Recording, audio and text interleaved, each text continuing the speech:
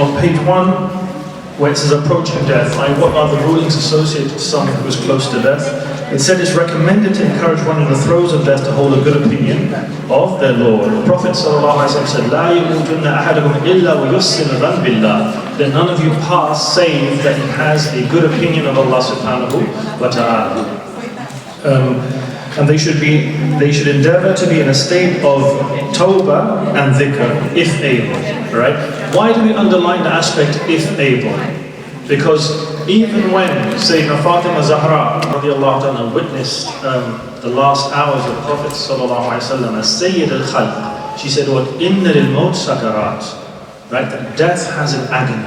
That if you're around people who are close to passing away, Allah has decreed that the exiting of the soul is an arduous affair. It's an overwhelming affair. And so it says here that if you are able to, you should try to endeavor the person to be in a state of tawbah, a state of repentance, and a state of dhikr. As the hadith we just mentioned, "La yamutunna ahadukum illa wa yuhsinu dhanna billah." Let none of you pass save that he or she has a good opinion of Allah subhanahu wa ta'ala.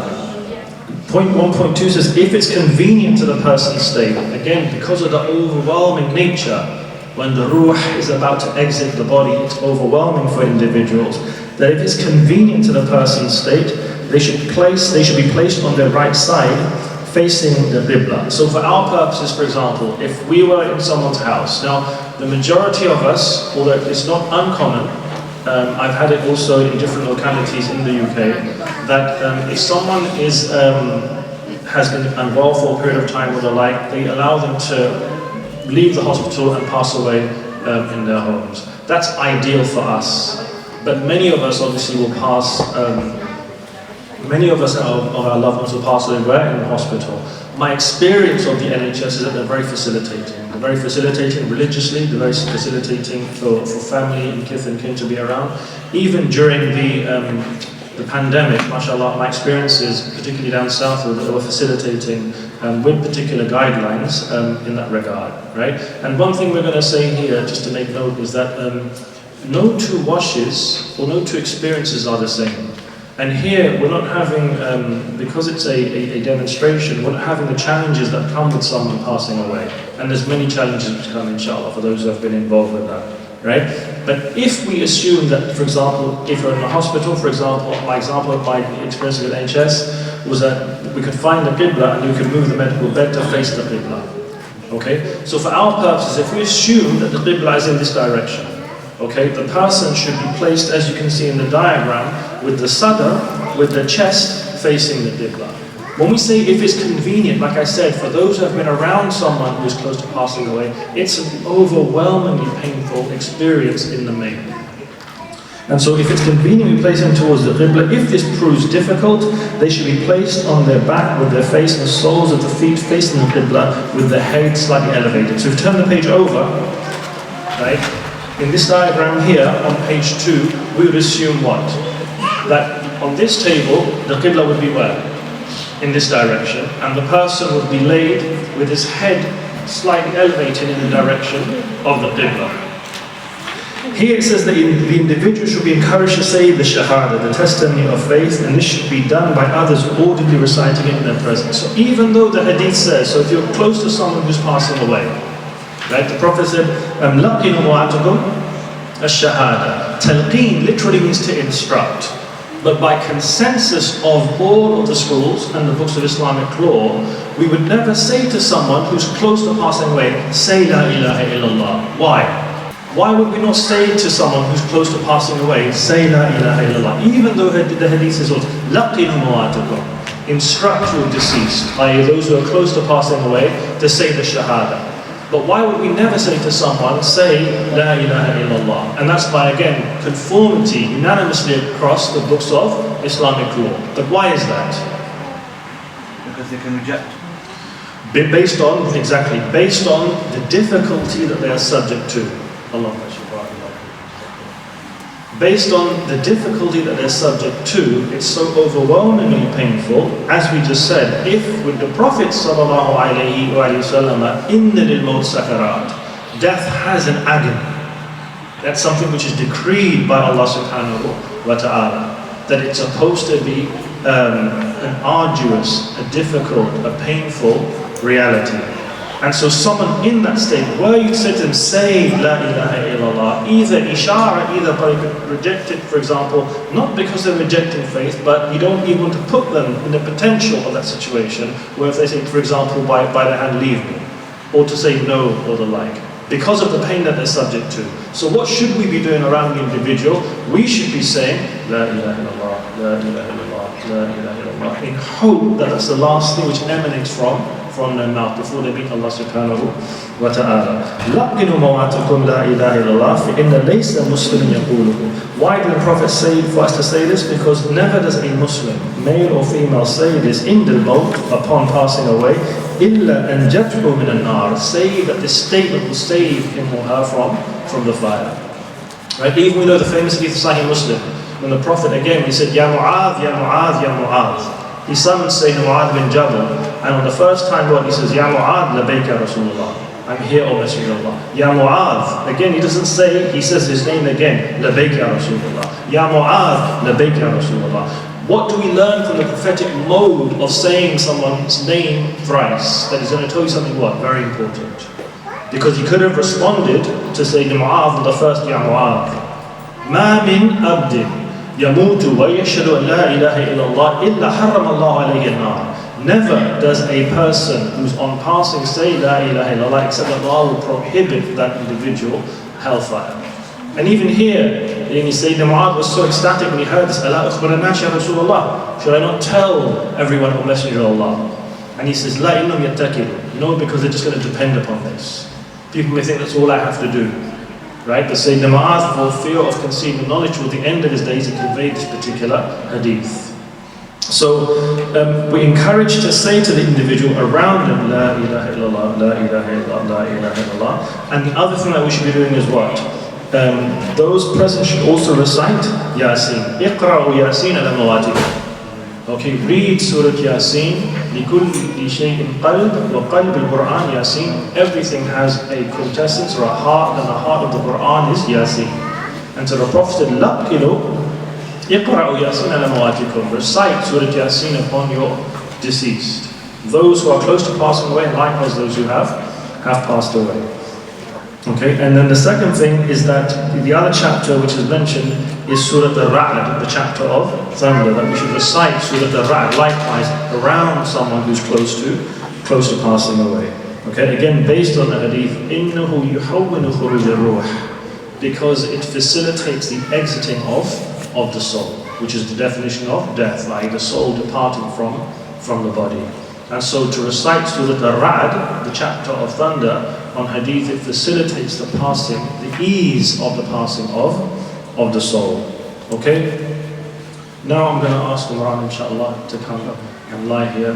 The majority of people who do this, they fall asleep. We're going to try and keep them awake. So if you see them fall asleep, inshallah. The table's not going to break. I hope not. No.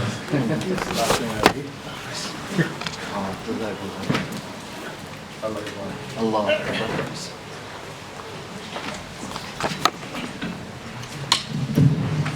Okay, so we spoke about what to do whilst someone is close to passing away. Now, on the assumption, now we are either, like I said, in the hospital, or we are at in our homes where someone now has passed away.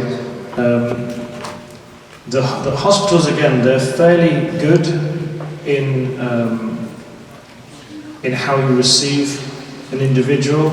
Okay, so the one thing that they will commonly do is that, as is mentioned here on page 3, that firstly, again, the Prophet in relation to Sayyidina Abu Salama, أَغْمَدَ أَبَا سَلَمَ, i.e. he closed the eyes.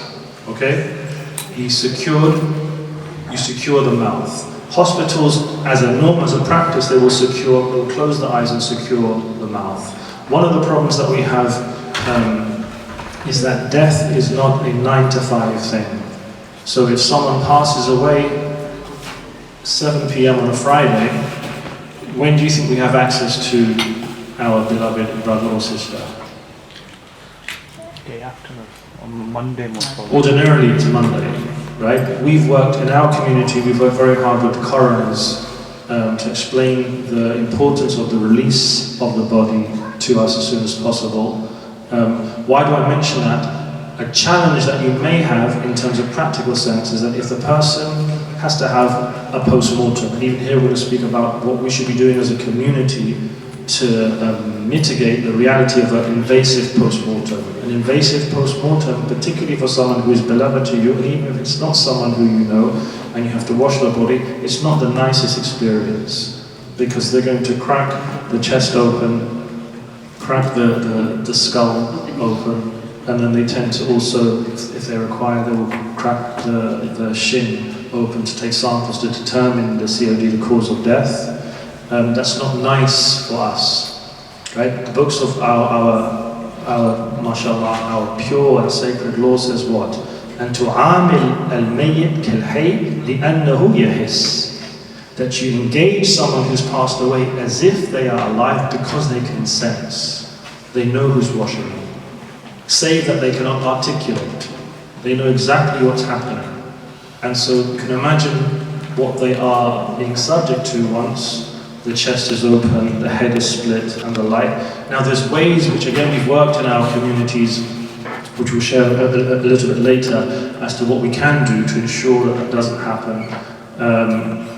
Al-Muhim though, like I said, we are alhamdulillah going to do a demonstration when we don't have any of these challenges, right? So if you receive an individual from the hospital, ordinarily they would have closed the eyes and secured the mouth, okay? Sorry, why mention that delay? Because if there's a delay based on post-mortems, which are commonplace, or like I said, Friday night, someone passes away, so you're going to access on Monday morning, where will they place the individual? In refrigeration, right? Which means that by the time he or she comes to you, rigor mortis, stiffness has set in, which again adds challenges to washing and removing the body.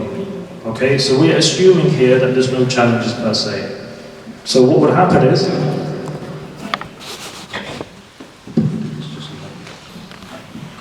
what happens is that the eyes will be closed, and if you're involved, if you're there at the hospital, or if the person is in your home or the like, you close the person's eyes, you secure the jaw. Again, rigor mortis can cause challenges if you get access to the individual somewhat later.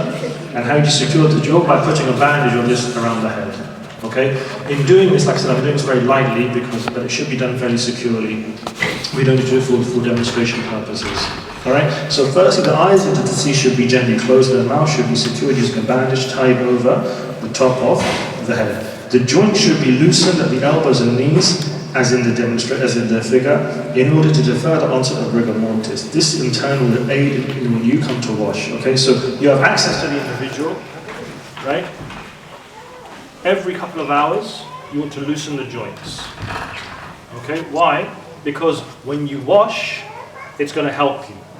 If we haven't done that and the stiffness starts to set in now, it becomes a lot more challenging whilst we're doing the wash. Where you want to ensure that you loosen the joints at the elbows every few hours, and likewise at the knees. Okay, every few hours you want to be doing this.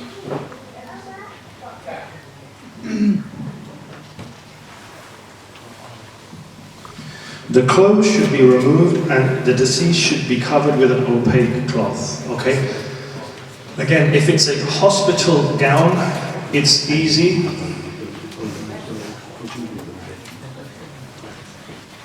You would first cover the person with an opaque cloth such as this.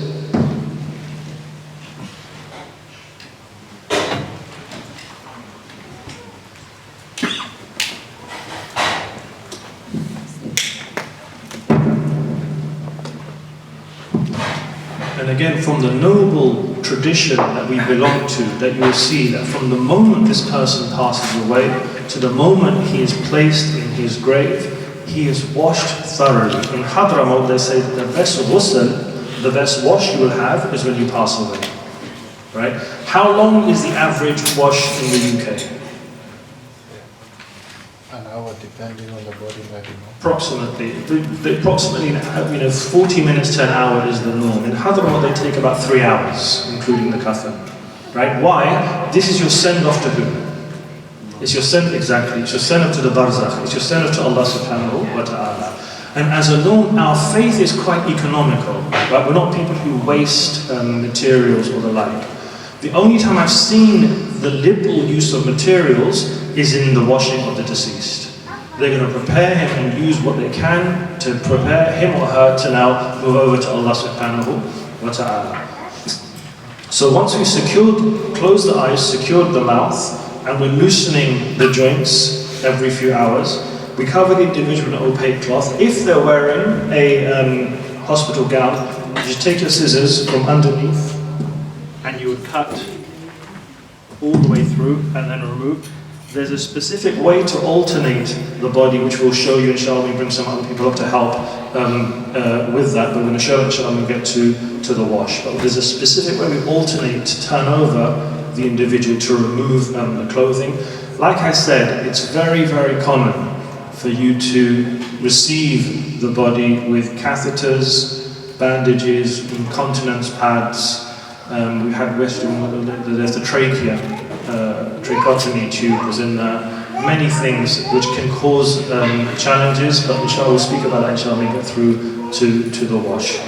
If the person, for example, was to pass away and they're wearing their own clothing, again, what I saw as a practice in Hadramaut was the removal of the clothes, because it's easy to just cut the clothes off as opposed to keep moving the individual. Why do we not want to move the individual, or why do we want to minimize the movements of the individual? Why do you think that is? There's a couple of things that you're going to find in relation to the wash that they try to focus on. One is the use of natural materials. Right? So in Hadramaut they would have a wooden table with slats. Right? In the mosques and in my experience in the UK, they tend to have like a medical bed which is metal. Right? Why do we want to have natural materials? We want to have less friction. Friction causes heat. Heat hastens the decomposition of the body, which we don't want. Right? What did I ask you?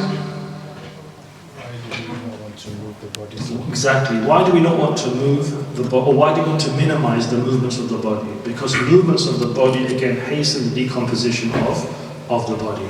Okay, so there's a specific way which we would alternate turn the body, inshallah, which we'll show you with some other volunteers. So, sorry, that's what I'm saying. But if the person is wearing their own clothes, right, although I saw it as a practice to just cut the clothes off in Hadramaut, here we would obviously seek permission of who? The family, because there may be some sentimental value attached to what the clothing that he or she is wearing. Okay, but again, like I said, it's important to know that from the moment so-and-so, our brothers and sisters pass away, to the moment they're placed in their grave, they have had a thorough wash, which has taken about 2 to 3 hours. When you finish the wash, you are physically tired. Right? Why? Even again in the books of law it says, "Nadhar ila al-mayyit mud'if." Just looking upon someone who has passed away gives a sense of weakness to you. Which is why it's a sunnah to do the ghusl for the ghasil. It's sunnah to take a ghusl for the persons or the people who are washing. Because ghusl again revives you again. Right? Because we believe in terms as people of faith, there's something called transfer that takes place. Right? That when you, for example, if you're around enlightened human beings, you feel better. If you go to blessed places, Mecca and Medina, you feel something's tangible in the air. Death has a reality. And so they say just looking upon someone is what is weakening. How much now for engaging a body for 2-3 hours of the life? You will be physically, mentally tired after this process. So you've removed the clothing without ever exposing the nakedness, the aura of the individual. Once you've done that, it says that you should place something like a pair of scissors like this, or a book about 200 grams onto the stomach. Because again, on passing, the body now starts to decompose. What happens to the stomach? It distends. Okay, and again, this was this was based on hadith that said Anas ibn Malik had, and I would encourage people to put a piece of hadid, like metal, they say it doesn't have to be metal, it has to be something of weight just to stop the stomach from distending, from inflating. Okay? Some of the ulama say that it's better to be metal because there's something within the constitution of metal which also further aids helping the distending of the stomach. Alright? So you've removed the clothing, we closed the eyes, secured the mouth, loosened the joints, covered him or her with an opaque cloth, removed the clothing from underneath without exposing anything from the person's aura, and then we place something of weight on the stomach to stop the distending. Those are the things that we need to do in relation to how someone has passed away. Supplication for the deceased should take place throughout the aforementioned. We should be supplicating for the person. The affairs of the deceased, such as debts, owed bequests, and also announcing death, should likewise be carried out. The deceased should be then transferred to the washing suite.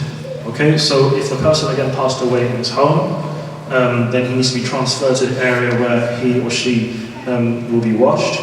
And it says that every single Muslim, it says the person washing the deceased should possess integrity. Why do they mention that? Why do they say that the person who washes should be a person of muru'ah, of integrity? There's no free biryani here in SHAHJALAL. You have to earn your biryani. To protect the dignity of the deceased, because what? You're going to be, potentially exposed to things you would never ever be exposed to, right? Even when the individuals who were listed as washing the Prophet sallallahu alaihi wasallam, Sayyidina Ali, Sayyidina al-Abbas, his sons Kuthum, and Abdullah, and Shahram, and Mawlana, the freed slave. Right? The individuals who were involved in the washing of the Prophet Sayyidina Ali said what? That the Prophet Awsani, he counseled me, and la yughassilu ahadan ghayri, that only I should wash him. And he said, and he went on to say the Prophet, وَمَنْ رَاءَ شَيْءٍ مِنْ أَوْرَتِي طُمِسَتْ عَيْنَاهُ. And whoever's sight was to fall upon my nakedness would go blind.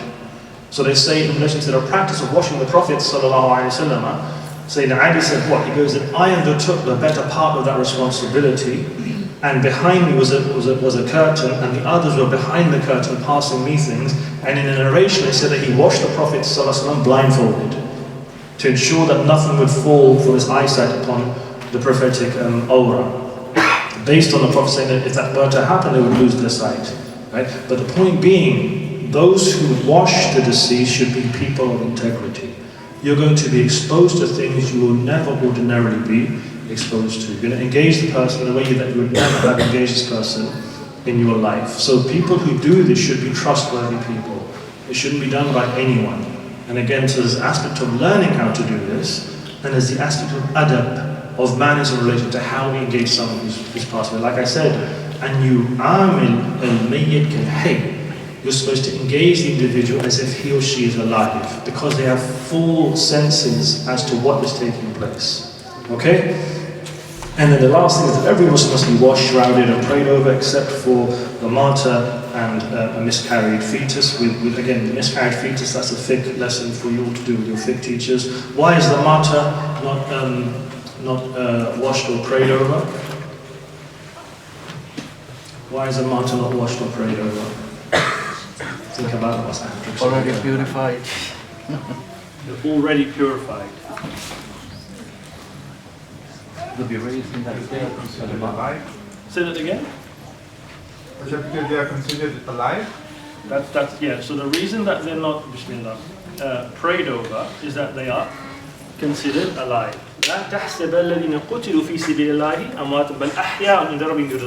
Don't consider those who have passed away in God's path as dead, rather they're alive with their Lord being sustained. So that's why we don't pray over them. Why don't we wash them? Because somebody passes away in a martial campaign, the wounds, we don't remove that as a reality for them. Okay? It's binding to shroud and to bury them, that you wouldn't pray. And again, this was the practice, we take that from the Battle of Uhud particularly, when a number of companions were martyred, that the Prophet did not pray over them, nor did he have them washed, sallallahu alayhi wa sallam. There is a hadith that says, Salla alayhim, that Salla alayhim, Salah means dua, that he supplicated for them. Okay? Tamam. Alright, so we've transferred the individual now to our washing area.